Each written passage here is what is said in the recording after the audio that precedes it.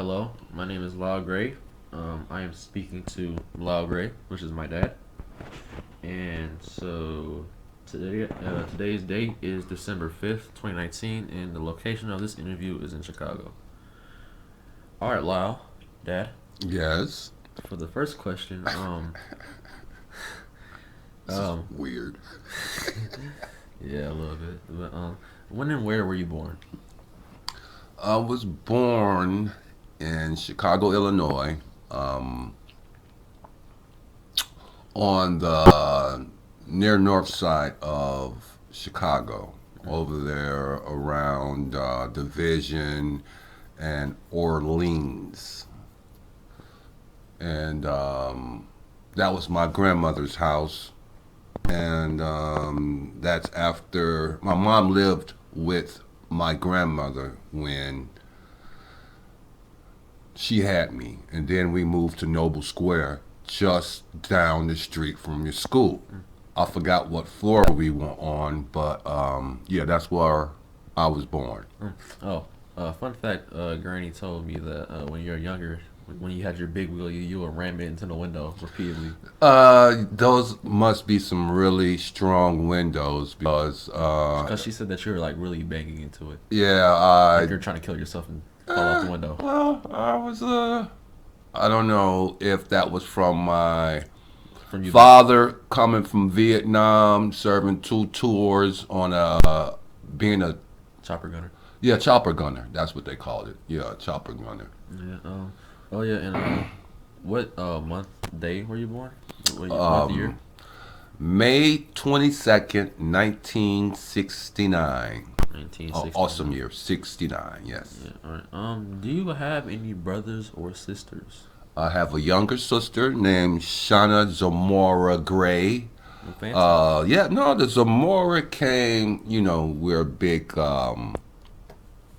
Zamora was a character from the old school Star Trek with Captain Kirk, and it was a lady that he liked in one episode. And you know how, if anybody knows about the old Star Trek days, Captain Kirk always found some alien or human to fall in love with. So she was a character on there, and that's where she got the Zamora from. Oh, interesting. I did not know that. Yes.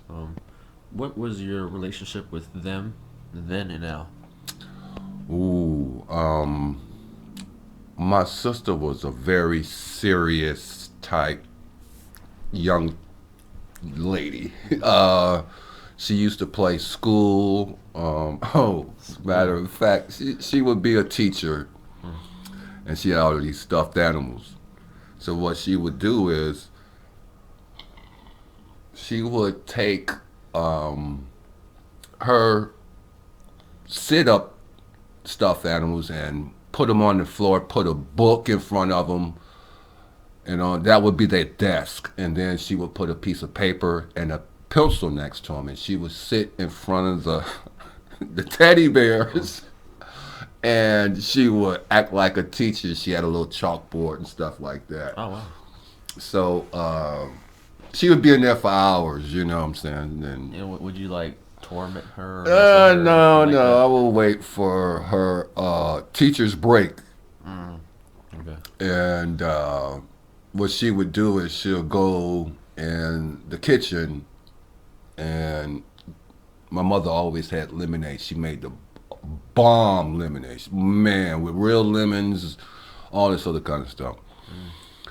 So she'd go in there and have some lemonade, and then she would take a crayon and act like it was a cigarette and have a cigarette break.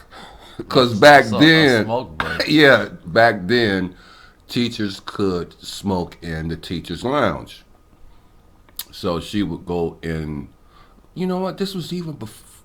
No, this was after we went to school. Yeah, this was This was when we were going to school, and teachers could smoke in the teachers' lounge. So she would go in the teachers' lounge, act like our kitchen was the Yeah. teachers' lounge, and she would go in there and have her cigarette break. So what I would do is I'd sneak out of my room and I would take my mom's yarn because she could crochet and stuff like that, Yeah. and I would hang them from the ceiling with tape. All her stuffed animals. I would You like your time up. tie them around the neck, and then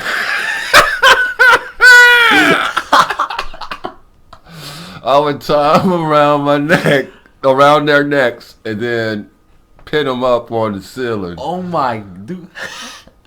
And we had like a high chair, that Yeah, baby I chair. had Uh-huh. when I was a baby, but we kept it, so I would have it in my room, staging this all from the beginning. And so yeah, we should come back, and I'll be in my room, and I would hear this. I would hear this cry like, "Mama, he killed all my babies." So you're just hanging her students for fun. I would have to wait a couple hours, but it would be all worth it. Too bad we didn't have recorders and stuff like that and cell phones to tape it. But yeah, that's what I used to do. Fun is wait to torment her, just to have a little bit of 15-minute pleasure.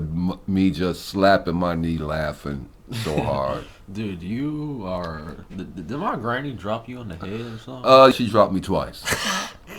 From what she told me, yeah. Oh wow! All right.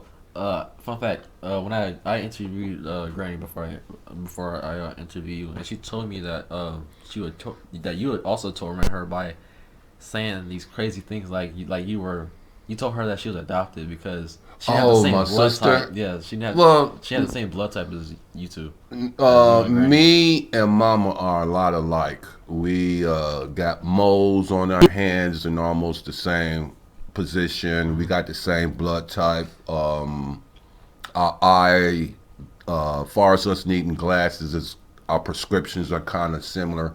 My sister never needed glasses, and my father wore glasses.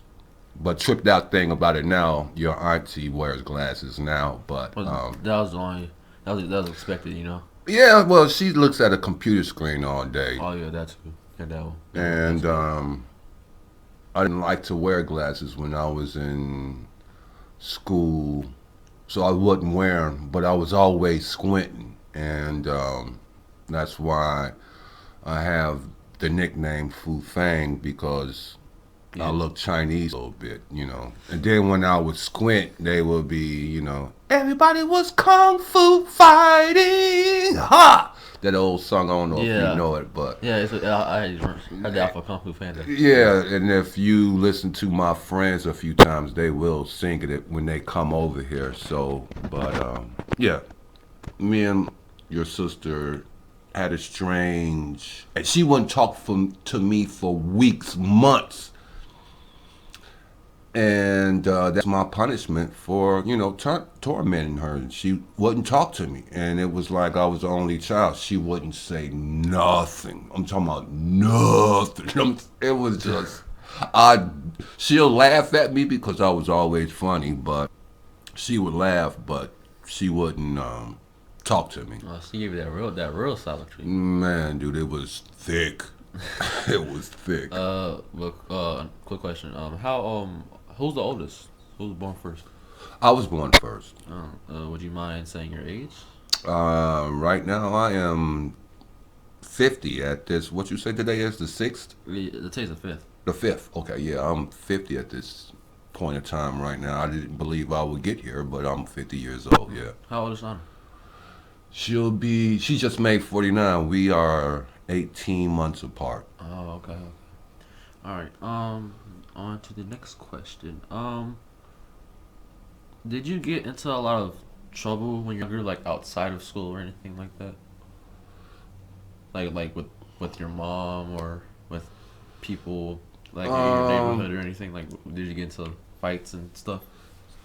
Okay, this is kind of like a crazy question, but when I was growing up from 1 to 5 to going to kindergarten or whatever, I was like everybody else's child, you know what I'm saying? Curious. Mm-hmm. But see, the thing was, when I was growing up at my grandmother's house, you know, you got, including your grandmother, you got 9 uncles and aunties. So, including your grandmother, my mother, it's 6 girls and 3 boys. Mm-hmm. And so I always had somebody to play with, somebody to learn from. I had different attitudes in the house. Um, it was always fun. I didn't turn, I'm not going to say crooked. I didn't turn, I never heard that before. Turn I didn't turn funny till I was in 6th grade. Mm. And that's when all the problems started occurring. Interesting. So. So, it was a haircut. And at first I had an afro. Mm-hmm. And then I think Shaft or something came out, or some crazy exploitive black movie came out. And instead of the guy having an afro, he had a shag. Mm-hmm. And I was like, I want that haircut, mama, because we didn't have a lot of money back then. Uh-huh. And mama used to cut my hair when I was younger. So she cut my hair to this shag, this New Yorker. And everybody was like, at school, the teachers, even, I think even the principal said something. Nice haircut, I like that. It brings more out of your, I see more of your face instead of this big woolly afro that you see people pumping, and it's because we had a detangler. Mm. And the detangler was this big blue with white teeth thing that looked like a blow dryer, but all it did was vibrate. Interesting. And you know how the clippers I got in the bathroom cut on and go, and then Yeah.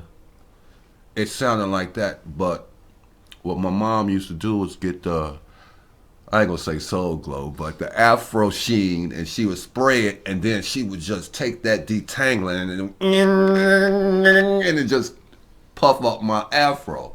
Oh, okay. Interesting. Very funny thing, because when the teeth would touch your scalp and you would talk, you would sound like a robot. Yeah. So it was always funny when she would do that. But That's nice. a New Yorker changed my life. And then that's when all the trouble started in 6th grade. Oh wow. So what elementary school did you go to? I went to Franklin Fine Arts Center over there on Sedgwick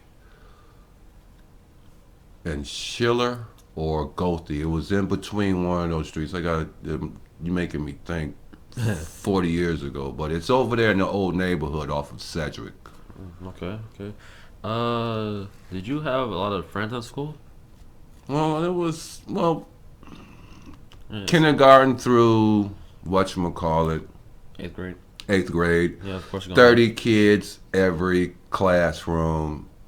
And when you were kindergarten to 5th grade, you stayed in the classroom all day. You just saw one teacher. Yeah. And then they started this program, okay, after lunch, you go to this teacher for math, you go to this teacher. Yeah, like high school? Yeah, like high school. So they're like kind of preparing y'all. But my uncle that graduated 4 years before me, they didn't do that. So it started with me. So, and this got to be like 70 something. Wow. 1970. 70, no, it was 1979, maybe even 80, because I graduated in 84. So yeah, this probably happened in 79. They started changing classes with us. Okay. And our school was a fine art school, so I did very good in drama because I was a character after 6th grade because of the haircut. and I could draw because all my uncles drew, and we would have little contests. Of course, I didn't measure up because You're a kid. one uncle was like 4 years older than me, and then his brother was a year and a half older than him. So, but I could draw, and the school also had the school fine arts center had art, music, dance, drama, and piano. Interesting. Y'all had a lot of stuff. Yeah, and I was a very good tap dancer, ballet dancer, and jazz. So of course I would always be on stage for our little drama programs, and I was good in drama. And everybody knew I could draw because I would draw my friends, but I would make their foreheads bigger, or if they had big lips and stuff like that, they would be extra big. I would draw So characters, you're over characters. exaggerating. I would, and then color it, and then I would draw lines to it and say bubble gum. Just bubble gum, hubba bubble lips, stuff like that, and I used to pass them around and stuff like that. People would get a kick out of it, except the person I would draw. And then that's when graffiti started. So I was doing graffiti, and What, and like in the school? no. We was just doing it on paper Oh, because spray paint cost money, and the neighborhood we grew up in, nobody had money to buy spray paint, but we had crayons and markers. no. Markers cost money too, so we just had coloring pencils and crayons. But what we did was what we called was smudge, and you would color, and if you wanted to blend something, you would get another clean sheet of paper, and in between those two colors, you would just rub real fast, especially with crayons, and then it would kind of melt a little bit, and then you would come up with, like if you do, what's the color scheme? Red and yellow. In between that solid line, if you rub real fast and quick with a clean sheet of paper, you would make the orange so it would blend. So we did all kind of crazy inventive stuff that, kids now just have. But we had to invent and make stuff. That's what was so cool about me growing up. Um, let's see. Did I answer your question? Yeah, I asked, what did you do for fun? Oh, okay. So just specifically in school, did you get into a lot of trouble? So you said that you started to become a troublemaker in sixth grade. So like, what type of trouble would that consist of? The teacher turning her back. I would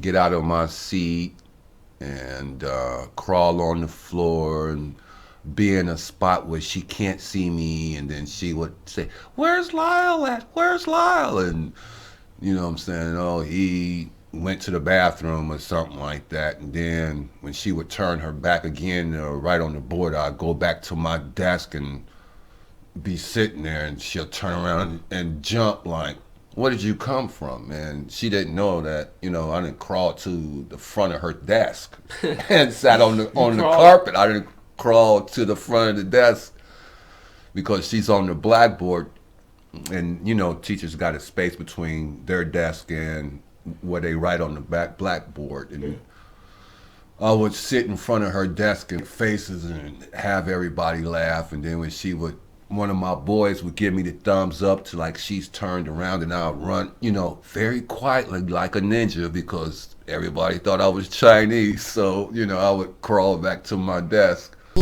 and sit back in my chair. That was one thing I would do. And I used to always walk around with like a piece of paper and act like I was reading. And I would act like I'm so into my reading. I'll kick somebody's desk because I'm not paying attention and stuff like that, and make whatever in their desk fall over, or when they were writing, you know what I'm saying, all of a sudden they pen or pencil would go crazy and stuff. It's just whatever I wanted to do. Um, I I remember you told me a story about like you're like in the classroom goofing off or whatever, and you were doing something, and then y'all homies they was looking at the door, but you was still playing. And then when you looked at the door too, you saw your mama in the window, and she gave you that look, and then you Dude. knew things went different from there. So can you like talk more about like what you were? Can you remember like what you were doing that day? um, I think I'm in like, yeah, this is sixth grade. This is sixth grade, and my mom used to work in Zero. she used to work in the John Hancock, but then she stopped working there. And at the time, it was a place called Dr. Scholl's, the people that would make insoles for your shoes, Yeah. and she did the paperwork for them, and it Uh-huh. was right across the street from the school. Oh man, I hated those 2 years she worked across the street from the school because she would just pop up and just Randomly check up on you. check up on me, and the teachers was already, hating me because they didn't like me to be in the classroom. So they put me in special ed so I wouldn't be in the classroom with everybody else. So everybody else could learn. But I already knew the stuff. I was smart enough to, okay, you said it, I got it. I would help people. But then again, you know what I'm saying? I would sometimes Yeah, be good, you're distracted so fast. sometimes good imp and a bad imp on your shoulder. And then you got you about how your mama want to raise you. And you would say, I don't know if mama would like that. And then the good imp was like, yeah, Lyle, don't do that. And then the bad imp would be like, let's have some fun, baby. And, I would, but that day I was going to have some fun. And we were drawing, and I was doing a character. It was like our free period, and I was like doing some drawings of a friend that he didn't like. So what we used to do is they used to have these big push pins in my grammar school. It looked like a T, but that's what the teacher used to pin stuff to Like a the compass. court. Yeah, but they were like Huge. maybe an inch long, and it looked like a T. You know what I'm saying? Oh, okay. So what we would do is we'll stick those through a pencil eraser. Uh-huh. So my friend made one, but our teacher knew what we were doing, so she would never have them in her classroom. But he got one from another teacher, his and his eraser, his pencil eraser. And we wouldn't sharpen the pencil. It would be a brand new number two, straight out of the pencil machine pencil, and we'll put it through the eraser. And I'm drawing him and stuff like that. He's like, dude, you know what I'm saying? You already did me before. Why you drawing me again? I was like, I done ran out of everybody. You know what I'm saying? So I'm doing him again in a different perspective, as I would call it. And he got mad when he got his pencil, and he stuck me in the butt. So he was bigger than me, but I was like, okay, cool, whatever. So now the picture's going to be really dirty, and that's all we would say was, you got to do somebody, but do it through the pocket. You no upper body, no nothing like that. And he was going to act like he was going to do it in my arm, my drawing arm. So I slapped the pencil out of his hand, and then I think we were about to get into it. And then my friends all looked up. I'm like, why y'all look like, Father Jesus then walked in the room. And I turn around, and it's my mother. And the teacher jumps up, opens the door. See, I told you he was like that. I told you. Boy, did I get I don't know if she whooped me. She whooped me with my cowboy belt. That's what she did. Oh, that's that leather. No, dude, this cowboy belt was leather. Then it had blue jean material on it. And then it had like a stupid daisies around the outside of it. It was That very sounds kind 70-ish of. belt. You know, it's an old belt. So yeah, I went to gym and I had roses. I mean daisies on my legs, and And that was from the whoopers. that was from the whooping. Yeah. How did that feel? Oh, dude, that was excruciating. Wait, where'd she whip you at? Like in the classroom in front of everybody? No, she waited till I got home. She didn't. Oh. She didn't do it there. Oh wow. Interesting. Good memories, right? Yeah, All right. I can still remember that whooping. All right. So, you know, let's move on to high school. What was it? Actually, no. What high school did you go to? I went to Lincoln Park Lincoln Park. High School, Okay. and that's off of Armitage and Halsted. Oh. Yeah, so I went to Lincoln Park, and freshman year was very scary, but the neighborhood I grew up in, we called them the new buildings, but they was actually called the Evergreen Sedgwick apartment buildings. And it was all single moms, no father figures, a bunch of kids living in apartments, not projects, but the projects was just down the street, Cabrini Green, and the row houses. And then we had in town gardens that was Cabrini was to the north of us. No, Cabrini was to the south of us, and Evergreen Apartments. No, in town and gardens was to the north of us, and we were in the middle. So of course it's like 15, 12 different project buildings, and in town and gardens was individual buildings that was like gated off, but in the inside was like a courtyard with a playground and all that other kind of stuff in there. Was there a basketball court? I think they had a basketball court out of poles and milk crates. Okay. Yeah, so Very yeah, makeshift. yeah, this was the times, baby. You know, who needs a backboard when you got a milk crate? Oh. But the whole thing was different gangs, different rivals, and we had to become a tight knit group because you living in between different gangs, and we were in the neutral, not the neutral zone, because ain't no neutral zone around gangs, but we're in the middle. So, you know, that you remember that like one little scene in Boys in the Hood, and they be like, "Hey, little homie, let me see your arm. Throw me your football." And your friends be like, "No, man, don't throw him the football. He gonna run."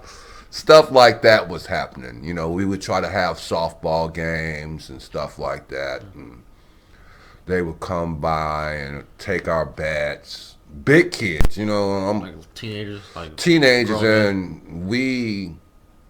freshmen. And stuff like No. Okay, this is high school. Yeah. Oh, high school was totally different, but grammar school, it was a terror. Oh. But in high school, we got to know these fools. And now me and my friends are lifting weights and stuff like that. Freshman year, I didn't lift weights, but sophomore year, I came back huge. Now I'm on the football team, and now these fools, if the ones that was still around my age, "Oh yeah, you used to pick on me, didn't you?" So now it was like, I didn't think I was a bully, but all my friends tell me now, "Lyle, you was not a bully, but you would do stuff to people out of spite because they made you feel uncomfortable when we were younger." And I took up for all my friends. If one of us fought, we all fought. But most of the time it was me fighting other people for my friends, and my friends didn't have to fight. So I was the one always fighting. And my mom used to get mad at me and tell me, you know, I'm not buying you no more clothes because they come back all ripped or they dirty or whatever like that. So I had to get a job and buy my own shoes and do all this other kind of stuff. But my friends still love me today. You know, we still kick it, but you know, they appreciate the stuff that I did for them. And my sister never had a fight. No girls ever talked down to my sister because they knew they was gonna have to deal with Fu Fang. You know, the crazy black Chinese guy that was just doing crazy stuff. And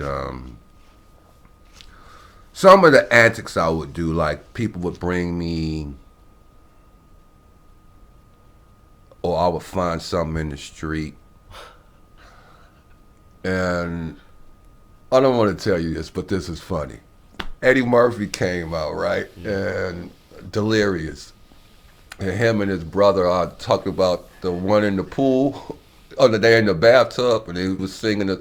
He didn't sing it, but he was saying, doo doo, gonna put it on you, you know, that type of thing. So after I heard that, I got a spork. You know what a spork is? Yeah, okay. it's a spoon and a fork. Yeah, I got a spork from the lunchroom, and our high school is next to Oz Park. It's all connected. So all of a sudden, I thought about Delirious and Doo Doo gonna put it on you, and I got the spork, found some dog business, and I just chased people with it. To see 300 to 500 people run from you like a Godzilla movie is fantastic. You know what I'm saying? You have all that power in your hand. I got all that power on my sport, man, and people are just running like it's a stampede. And sometimes I would bring it into school, or I would find a dead bird, or somebody would bring a baby pig from biology. And Was it dead? yeah, of course. You know, it was the biology advanced honors class. You know, I hated them. You know what I'm saying? They're doing dissections and stuff. Yeah, they was doing dissections, and I would just get in and be like, dead bird, dead, and people would run and leave their lockers open, and you see people falling down the stairs because everybody is just scattering like I'm Godzilla, and I'll be like, this is so fun. But of course, I would get suspended. Or I would have, Lyle Gray, will you please come to the office? And I'll be like, oh man, here it goes. So, Off the top of your head, how many times do you think that you got suspended between freshman year and senior year? Like all that combined, how many times do you think that you've got suspended? I didn't, my freshman year, nothing, because I was just trying to make a name for myself. Didn't nobody know me. But sophomore year, after I came back from lifting weights and being on the football team, people got to know me. I think Delirious came out in '87 or something like that, if I'm not mistaken. But that's when I started doing the doo gonna put it on you and stuff like that. Senior year, I got suspended 3 times. Every day I came back, and that was affecting me graduating. But Yeah. but a lot of times too, when I was doing the doo-doo stuff, I couldn't leave the school, you know, because we had open campus, so I would have to report to this teacher, or I would have to walk around and clean boards on my study time, or my lunch. I would have to go eat with the teachers and eat in a corner by myself. And then that's when I found out, yeah, you came up in our meeting today. Everybody watching you now. So I couldn't do nothing. But senior year, when I got suspended 3 times in a row, I would have a week off, come back, get suspended again. Have another week off, come back, get suspended again. Wait, these are like consecutive suspensions? Yes. Jeez, dude. They said it was a record.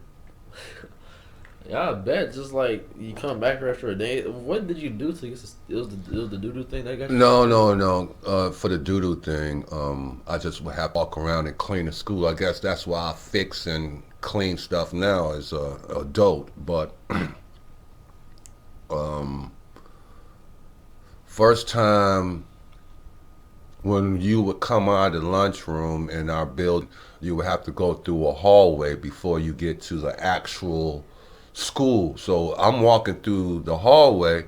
Somebody hits me in the back of the head with an apple, half-eaten apple. Oh wow. So I find the apple and I pick it up and I throw it back. I don't care who I was gonna hit, but I'm just gonna hit somebody. Teacher grabs me by the collar. This man, he was a gym teacher. Come with me. We get I get suspended for that week because I did hit some little Chinese girl in the temple with the apple, and Just throw a heart. I don't know. I just threw it and You tried to just- play it off and turn back around, but everybody is watching me because I'm coming up in the teachers' conferences. So that's my first week suspension. I come back. All my friends are telling me that, the juniors are walking around with their chest puffed up. So I'm like, all right. Because we used to have freshmen. Everybody would beat up the freshmen. Dang. Sophomores would sometimes lynch up with the freshmen and be a team. And then the juniors would fight seniors, and the seniors just beat everybody. Oh wow. So the juniors was acting all tough because it's more of them. When I started high school, it was 1,400 of us. When I Wait, became in your class? in class, when I was a senior, it was 400 of us. That many people either transferred or dropped out. That's just a history lesson right there. Jeez. But Was that due to like gang stuff and this? just no telling why people were dropping out. It just happened, Wow. Of course, a lot of it with the boys, it was with the gang banging, and with the girls, they got pregnant and had babies and stuff like that. But yeah, the juniors are jumping bad. So division was at after third period. Because then that's when you have to pay for your lunch and your bulletin for the week and what's happening. That's when you get your school announcements and stuff like that. That's when the principal or the vice principal will come over the intercom and give announcements too. So just before division, Junior comes up loud talking and stuff like that. And I was like, yeah, I heard you was jumping bad while I was gone. And he was like, man, get out of my face. And I just grabbed him, and we didn't really fight. There was no hitting in the face, but body punches and throwing them to the ground and stomping them like they were on fire. That was cool. That was okay. So, What's okay about that? yeah, that's how we played back Man, then. I would probably get expelled or something. So, like a that. HT. big fight breakout, play fight, I may say, a play fight breakout. And it's juniors and seniors, and we just throwing each other all over the place. And yeah, that was for inciting a riot, they said. That was my second suspension. So oh wow, you incited right. So what was the third one? The third one was,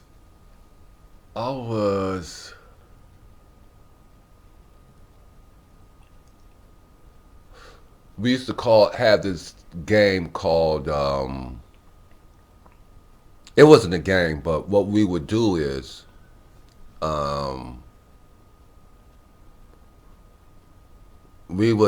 this guy really, Pete, made me mad. And so I saw him in the hallway because he told on me because I did something to him. Oh, me and my friends gave him the pole. And what we would do is we would grab random people,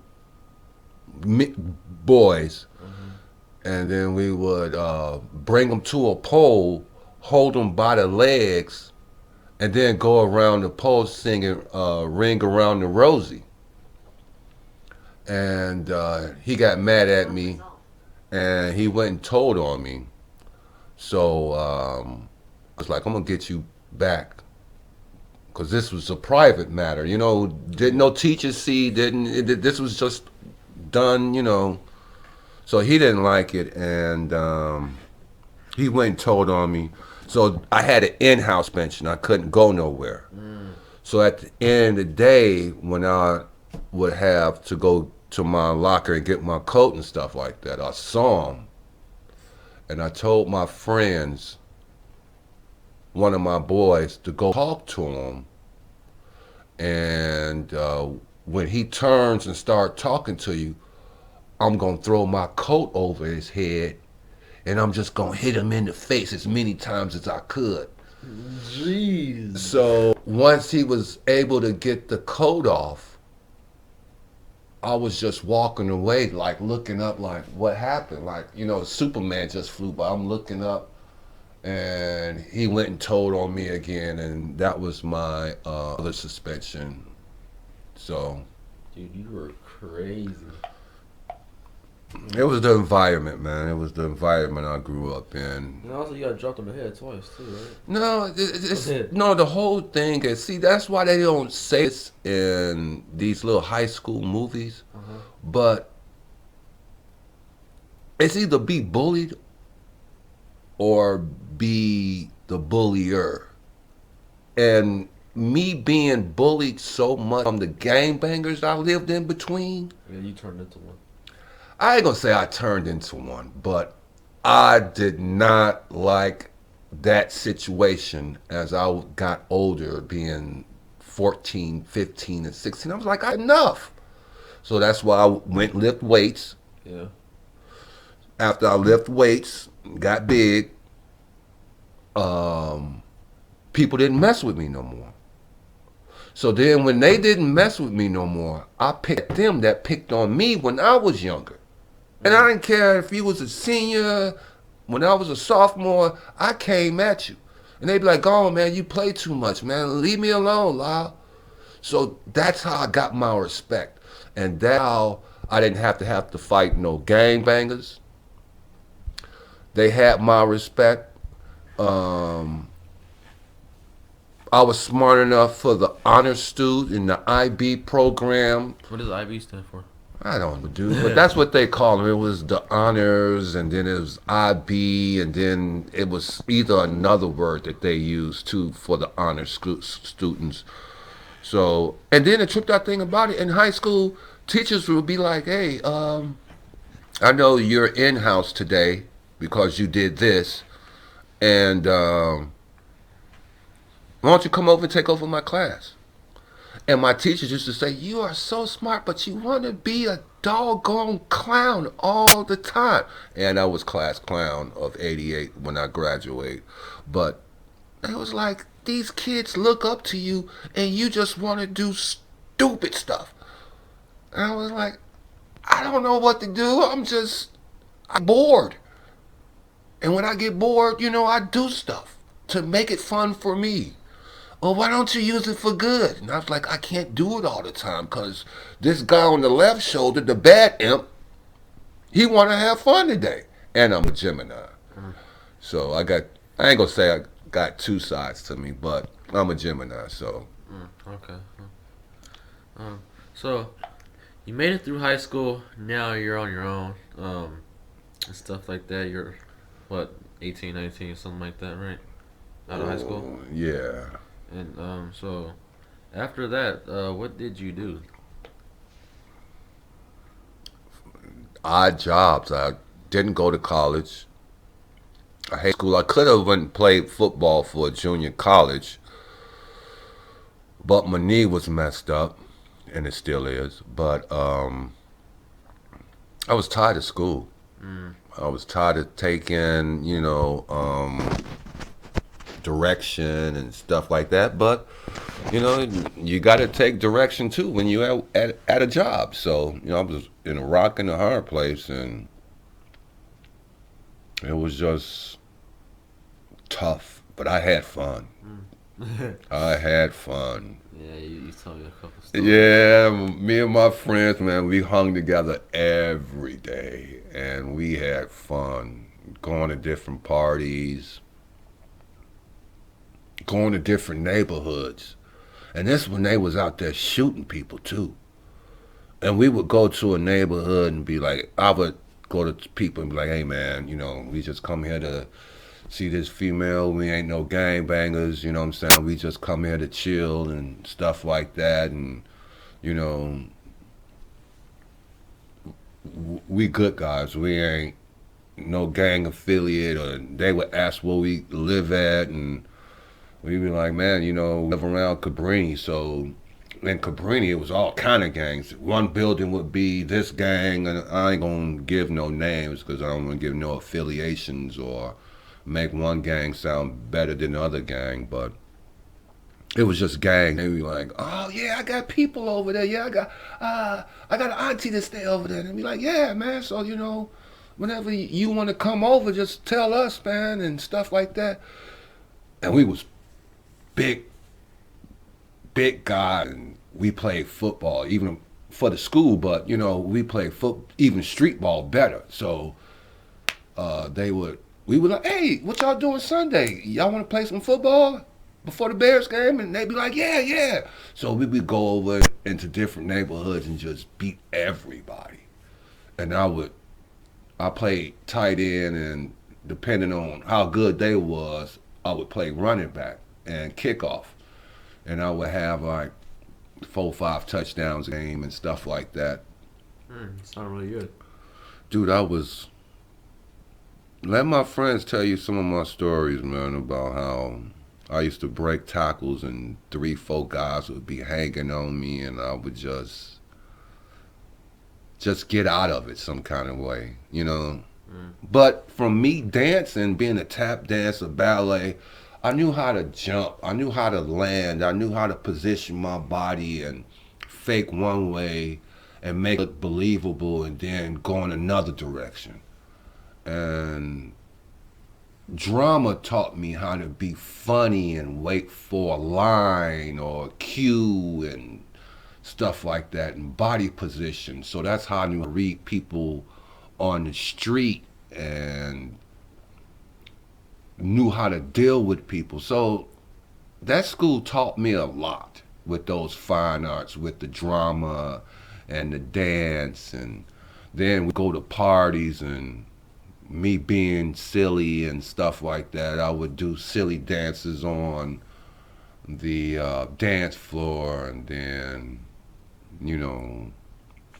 young ladies would be like, oh, you're so funny on the dance floor, and I would get numbers and phone numbers and stuff like that, and then we'll go visit their neighborhood. It was just all a blast, man. I had a very fun time. And this was all before internet and cell phones and stuff like that. So it was always something to do. And I was never in the house.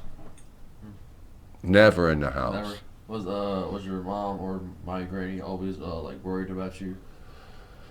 When I was younger, we would hang out, but I had to come in when the street lights came on.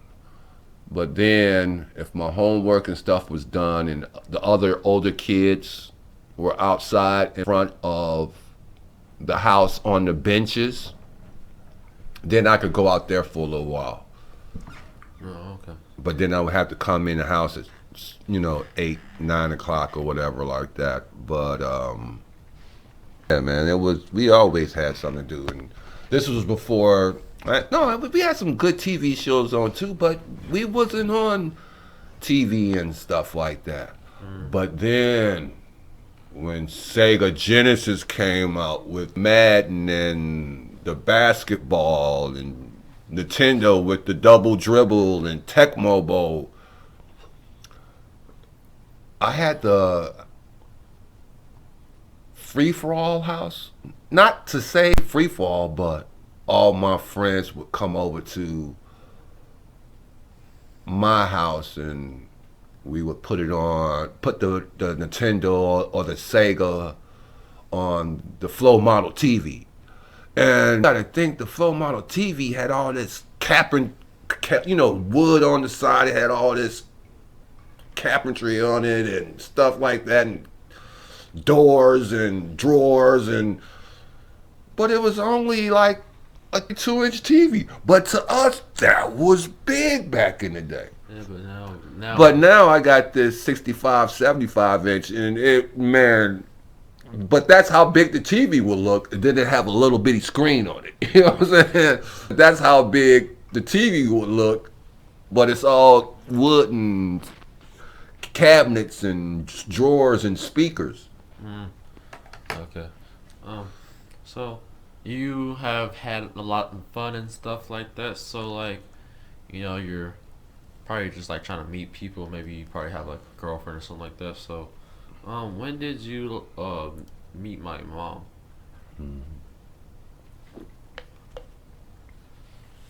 Who? Or how did you meet her? That's a strange story. I'm gonna have to edit a lot of stuff out. But it was my 27th or 26th birthday. And one of my friends knew it was my birthday. He was like, "Hey man, let's go out for a drink." And of course, us not having a lot of money, that meant a 40, and we just sit out in front of the stoop or whatever like that, or go have a drink behind my old grammar school that I grew up in. And your mother was back there with her and her girlfriends parlaying in the same way, And I knew the two girls she was with, but never saw your mother. And my friend knew your mother, and the other two young ladies that were back there. I think they were drinking too, and yeah, I'm gonna say they were drinking, and me and my homie went to go have a drink too. So we're just back there. Of course, I got everybody laughing and we're joking, and so we all decide, hey, let's go get some more drinks, and we all pile up in my little 4-door red Escort with a hatchback. They used to call it Kentucky Fried Chicken because it was maroon on the outside and white in the inside. So that's what Kentucky Fried Chicken chairs used to be a red bottom with a white back. So of course everybody got jokes. So they used to call it the KFC car. So we all go get drinks and go back to behind the grammar school, and days pass. I see one of the girls, and she like, "Boy, somebody been asking about you." I was like, "What you talking about?" "Yeah, somebody asked about you, man." I was like, "Oh," but I knew the other two girls, Crystal and Tiffany. I didn't know your mother's, So yeah, she asked about me, and I knew where she lived at, and I knew Candy because her auntie, because we went to school together. Okay. So that's how me and your mother met, on my birthday. Oh wow. Over drinks. And then things just started to kick off from there. Yeah, we went out at dinner and stuff like that, and when they say people fall in love, that really means something, because you get along. No arguments, no hatred, no anticipating. You just there with this person that's the opposite sex of you, and you're just talking and debating and having fun and all this other kind of stuff. And yeah, it was so nice. Of course I had hundreds of I ain't gonna say hundreds. I don't want to toot my own horn, but I had, relationships, but I didn't have anything like that. It was different. She became like a real good friend, a ride and die good friend.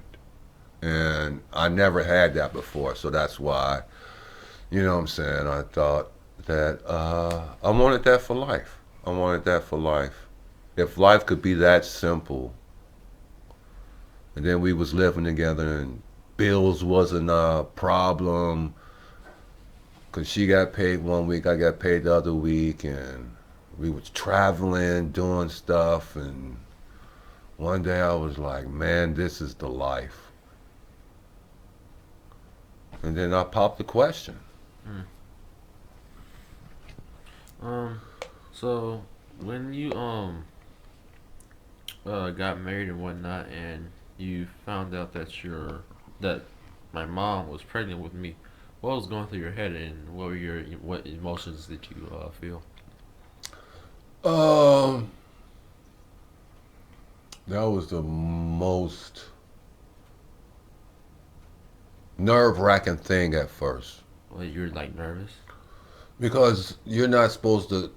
A black tradition is you're 3 months because you don't want to jinx the baby. So walking around with that on your chest, and then me not knowing my father, I didn't know how to be a father. So You're nervous. I was just, what am I gonna do? How am I gonna treat this? But I knew how to be an uncle because I had uncles. One that was like 4 or 5 years older than me, and so I was like, well, you don't know how to be a dad, just be an uncle. And I was like, but that's gonna be my son. I can't be an uncle. I gotta be a father. I gotta be a dad. And that's what scared me. Mm. But when your little pooping butt got here, that's why we called you Pooties. Yeah, I would blow up my diaper, huh? Man, dude, you would explode a diaper, man. And the tripped out thing about it, I didn't read no books. I didn't Google. I don't even think Google was around yet. But um, after a baby is born, and after umbilical cord and all that other kind of stuff, a baby waste is like a mucus black tar. And I'm like, I gotta take him to the doctor. What is this crap?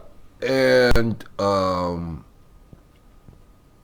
didn't change Pampers back then.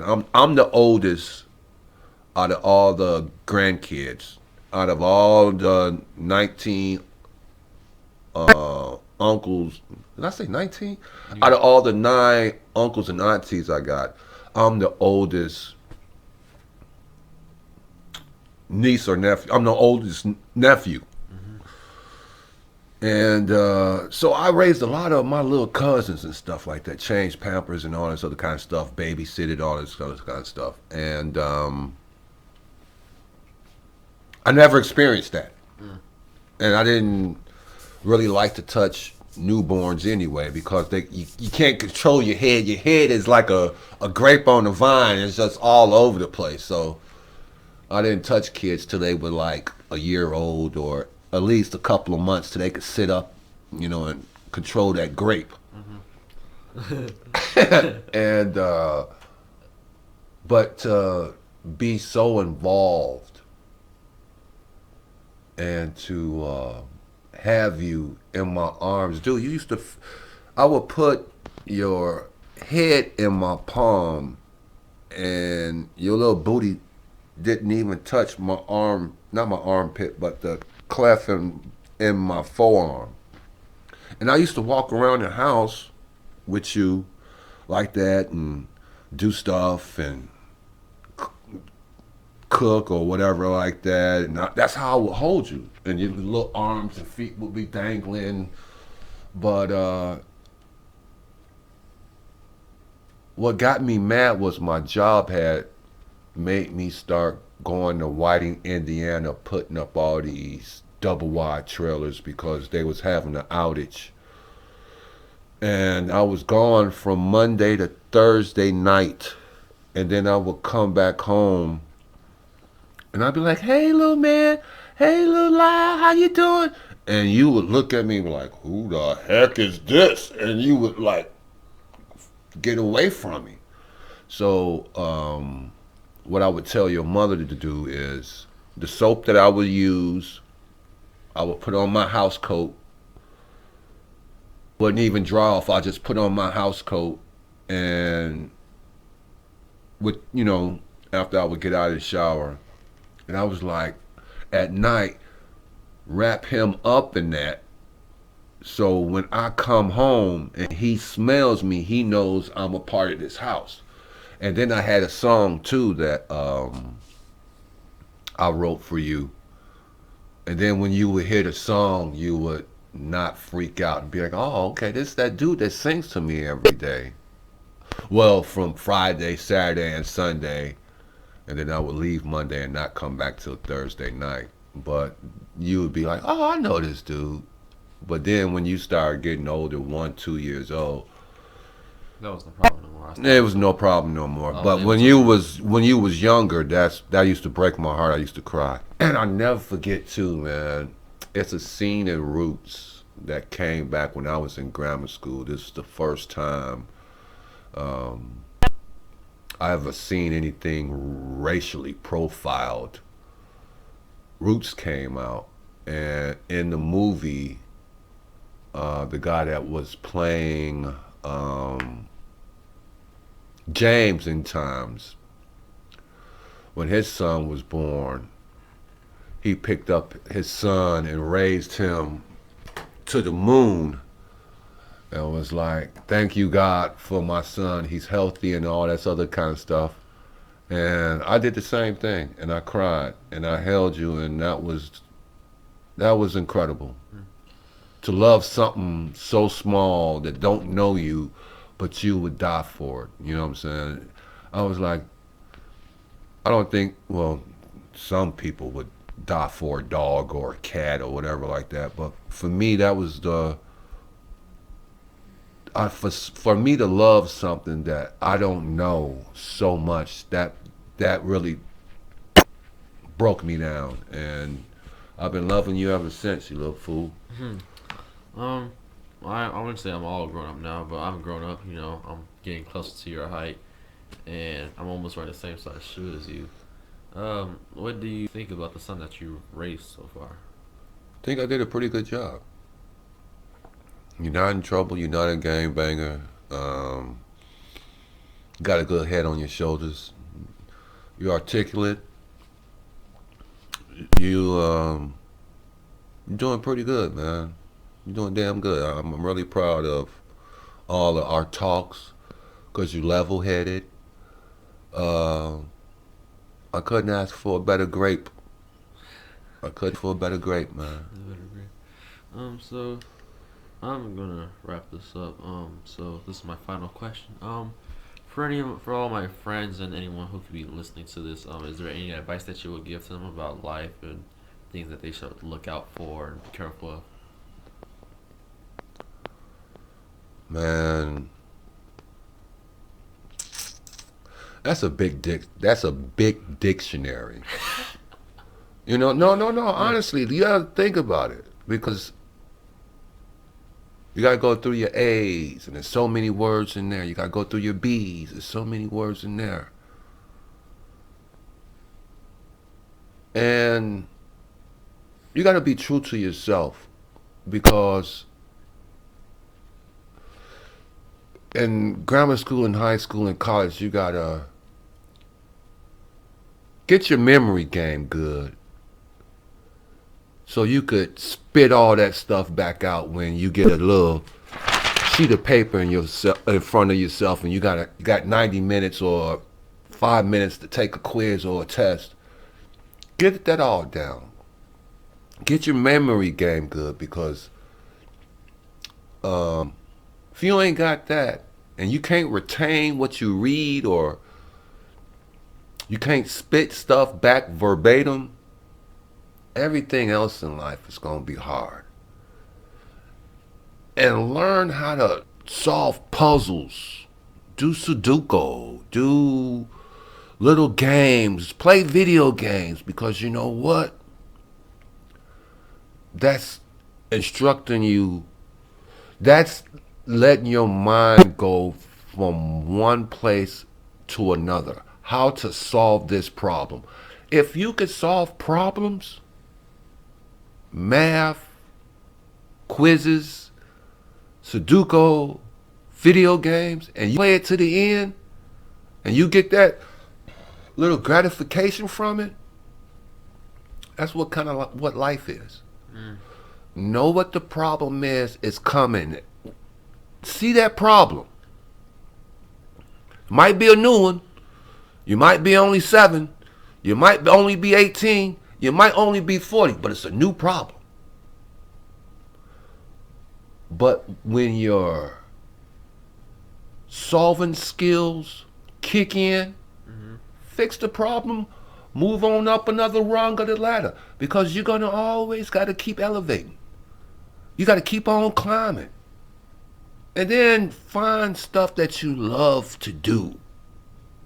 And if you can make your hobby your job or your career, it's not a job or a career no more. It's your passion. So you just got to look at life as this big book or ladder. Skim the pages, remember what you read. Or on a ladder,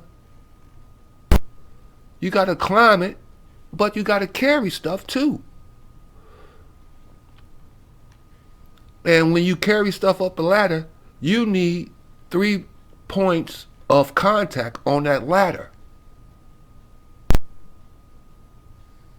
And if you lose focus, you could fall and hurt yourself and fall on whatever you carrying up that ladder.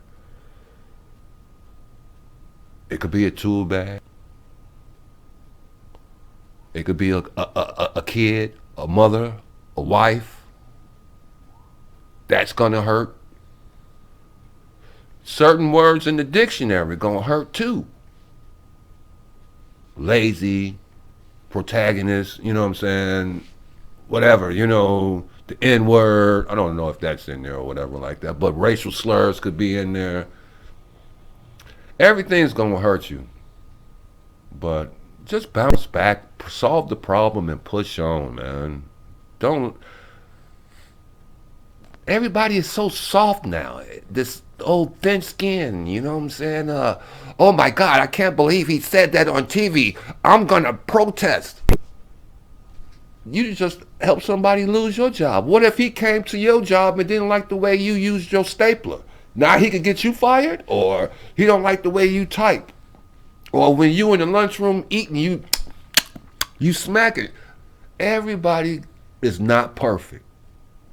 Leave people alone, live your life, concentrate, move up that ladder, get through that dictionary, and keep your grape safe. Because back then, people could fight and not get sued, but now people are going up to people and, what are you doing coming in my building? It don't make no sense right now. That's why I stay in the house, man. Because I'm old school. And I don't want to go to jail because I got to take care of you, and I got to take care of my mama too because she's getting old. And if I'm in jail, I ain't helping nobody. Yeah. So everybody, these young people, mind your own business, take care of your life, and just keep it moving, man. All right, well, this concludes our interview. Thanks, Dad. And I love you, man. I love you more. You'll never know.